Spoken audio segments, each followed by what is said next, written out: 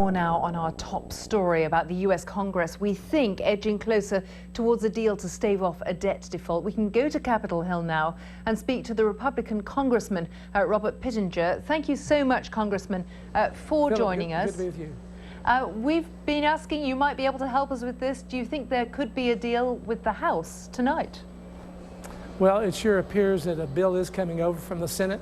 I would like to read the bill. All of us would like to. That's important to see what's in it. And let's remember, this is a temporary fix. This is for 2 or 3 months to really get into the real issue on the table. The issue on the table is a $17 trillion debt in our country and $16 trillion of unfunded mandates that we can't account for how we're going to pay. If you're taking in $2.5 trillion and you're spending $3.5 trillion, you have a problem. That's why we have a debt ceiling increase. This has to be addressed. Republicans are committed to a balanced budget. We're committed to real fiscal accountability, and hopefully in this 2 or 3 months, it'll give us some more time to try to get with the Democrats and try to iron something out to bring our country back into real fiscal accountability for the future. So from your point of view, the House or Republicans in the House might be prepared to do the deal now to save the US financial system, I guess, from what could be a pretty disastrous default, but in return you want really serious commitments to spending reform.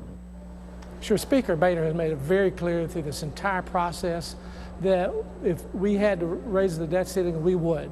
We're not going to create instability in the markets here or globally. So we're committed to that.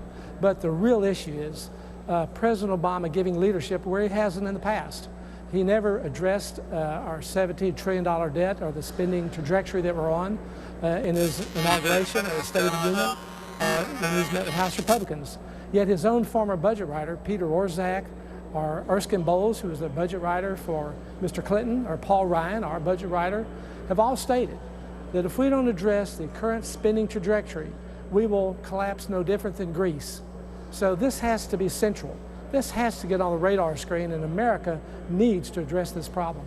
Congressman, I hear what you say. I just wanted to clarify. You said that you do want to avoid default in the short term. Do you think you're speaking there for the whole caucus? Do you think that all Republicans in the House will come together on this now?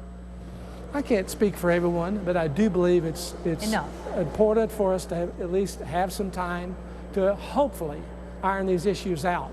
You know, we've had months and months to do it. We've had a budget plan that will balance our budget in 10 years. It's horrible and it's reckless that we haven't had that type of budget commitment today. But the president, frankly, I gave a speech this last week of a speech he gave in March in 2006, where he lambasted President Bush for his failed leadership, for having a $5 trillion debt and needing to raise the debt ceiling. He said that was irresponsible. Well, let's do what we have to do today. Let's be grown people who come together, reasonable minds, and thoughtfully plan the future of America so we can have a growing economy that creates jobs and can be a positive impact on the entire world. Congressman Robert Pittenger, you're a very busy man, and we thank you for your time. Thank you.